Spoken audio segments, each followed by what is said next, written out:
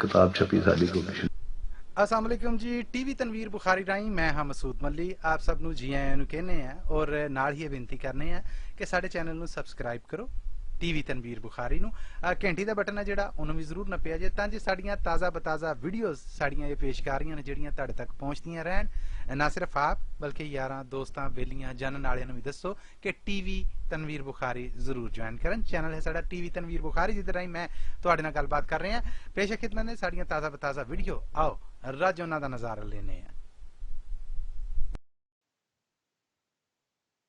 पंजाबी जबान दे उगे ते मन्ने परमन्ने शायर अदीब लखारी जनाब वीर सिपाही होरी इफ्तिखार फलकी होरां दी किताब सोचां सोची पईयां उत्ते गलबात कर रहे हैं।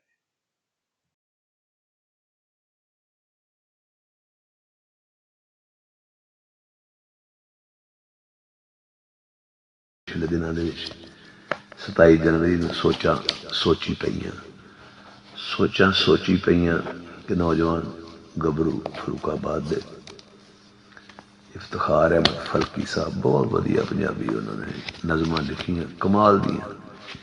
112 सफ़ियां की किताब है, बहुत कमाल दियां पंजाबी दियां नज़मां ने और जिद्दत है पंजाबी जुबान च पता लगता है किसी शायर ने मेहनत की है।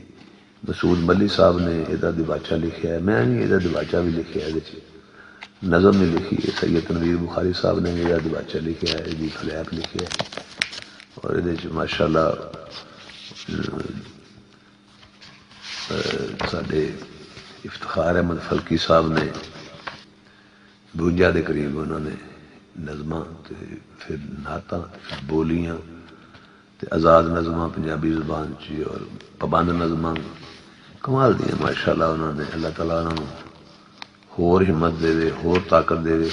उन्होंने मुहब्बत दे विच ना फलकी साहब ने 2-4 शेर लिखे सन, चलो मैं तुहानूं सुना दिना ते नाले चलो रिकॉर्ड भी रहणगे। उन्होंने किताब जिहड़ी सोचा सोची पईयां उसमें मैं 2-4 शेर तबसरा तो नहीं इन्हूं तुसीं कह सकते ना ही ये तबसरा भी, तो वैसे मैं इजहार मुहब्बत कर रहा कि 2022 के पंजाबी की किताब शायरी की जी आई है और जोड़े पारख ने लेखक ने तनकीद निगार ने वो हर पक्षों वेख लैन कि शायरी का मयार पंजाबी जुबान फिर वो मज़ामीन वो मौजू और फिर वो जी हुनर है और जो असलूब है वो एक नवेकला है, मन खिंचवा है, मन पाना है और क्या ही बात है। मैंने बहुत मज़ा आया इन्होंने माशाअल्लाह। तो लो सुनो नज़म मेरी जी फलकी साहब से कि फलकी इंजदा कलम चलाया सोचा सोची पईयां। फलकी इंजदा कलम चलाया सोचा सोची पईयां। सोचा सोची पईयां उन्होंने किताब का टाइटल है, ना है सरनामा है तो मैं रदीफ बनाया। अर्ज किया कि फलकी इंजदा कलम चलाया सोचा सोची पईयां। शेर सुखन दा पेड़ महकाया सोचा सोची पईयां। जिद्दत दे रंगां च रंगी लिखत पई दिल नूं टुंबे। जिद्दत दे रंगां विच रंगी लिखत पई दिल नूं टुंबे। अखर अखर रूह समाया सोचा सोची पईयां। मियां साहब शायर अदीब बथेरे अपनी सुखन वरी पै कर दे।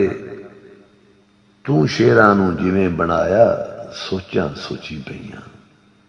तू शेरां नूं जिवें बनाया सोचा सोची पईयां। ते डोंग समुंदरी गोता ला के परम दे महल उसारे। बल दे भांबड़ फुल खिड़ाया सोचा सोची पईयां। तू वसलां दे रंगी रंगिया अणख थी जीवन वाला वो तैनू हिजरा मार मुकाया सोचा सोची पईयां। तेरे सुखन नूं वेखी किवें सुखन वार बड़े आंदे। लिखिया सच लिखिया मैं नहीं बड़े आया। तेरे सुखन नूं वेखी किवें सुखन वार बड़े आंदे। सच लिखिया मैं नहीं बड़े आया।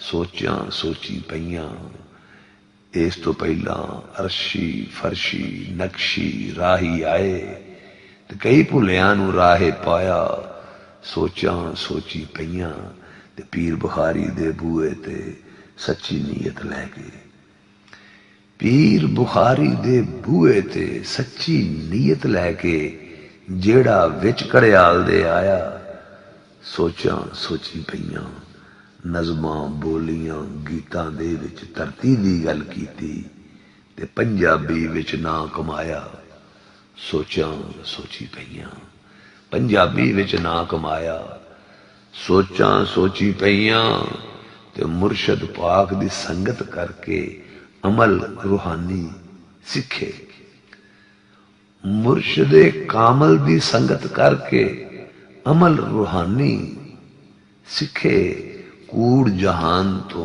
मुख परताया सोचां सोची पईयां कूड़ जहान तो मुख परताया सोचां सोची पईयां मुर्शद पाक दी संगत करके अमल रूहानी सिखे कूड़ जहान तो मुख परताया सोचां सोची पईयां माशा अल्लाह हशरा तीकन शाला फलकी जीवें माशा अल्लाह हशरा तीकन शाला फलकी जीवें सदा रवे मुर्शद दा साया सोचां सोची पईयां जिस मिट्टी चों वारस बुल्ला बाहू बुखारी जम्मे तू है उस धरती दा जाया सोचां सोची पईयां पीर फकीर कलंदर जिन्ना शायर वली बनाए पीर फकीर कलंदर जिन्ना शायर वली बनाए उन्ना ही मैनू वीर बनाया सोचां सोची पईयां फलकी इंजदा कलम चलाया सोचां सोची पईयां शेर सुखन दा पिड़ महकाया सोचां सोची पईयां सैयद तनवीर बुखारी साहब महान गुरु शायर पारक उन्होंने शायरी ते फलकी साहब की शायरी ते लिखते हैं बाबा जी नवेकला शायर इफ्तिखार अहमद फलकी नवेकला शायर नवी शायरी जगत बाबियां वालों ज़ेन विच पाई हुई गल नूं बिना खोज परख ते तजर्बे दे अपने मूहों लुद्ध देन दा नां ते नहीं ना ही इस गल नूं मुख रखण दी लोड़ है कि वह उवें ही है कि वह उवें दी गल है जिवें दी ओहदे सुनीर पसंद करते हैं शायरी ते अपने जाविये दी सीध तो वेखण दा नाम है वाह शायरी ते अपने जाविये दी सीध तो वेखण दा नाम है इफ्तिखार फलकी होरां दा वड्डा वसफ यह वे कि वह अपनी तकनी तकदे ने ते जिहड़ी शै नूं तकदे ने अपने जाविये तो उहदी मूरत छिकदे ने उन्हां दी अपने ढब नाल वखरी वेखणी है उन्हां दे सुभाव मूजब उचेचता ते नवेकलता दान कीती है क्या बात ये फलैब ये ही सारा कुछ लुकिया है पूरा तबसरा ही समझ लो ये उन्होंने किताब तो 112 सफ़ियां की किताब माशाअल्लाह और हर शायर हर नज़म जी है वो एक शाहकार नज़म है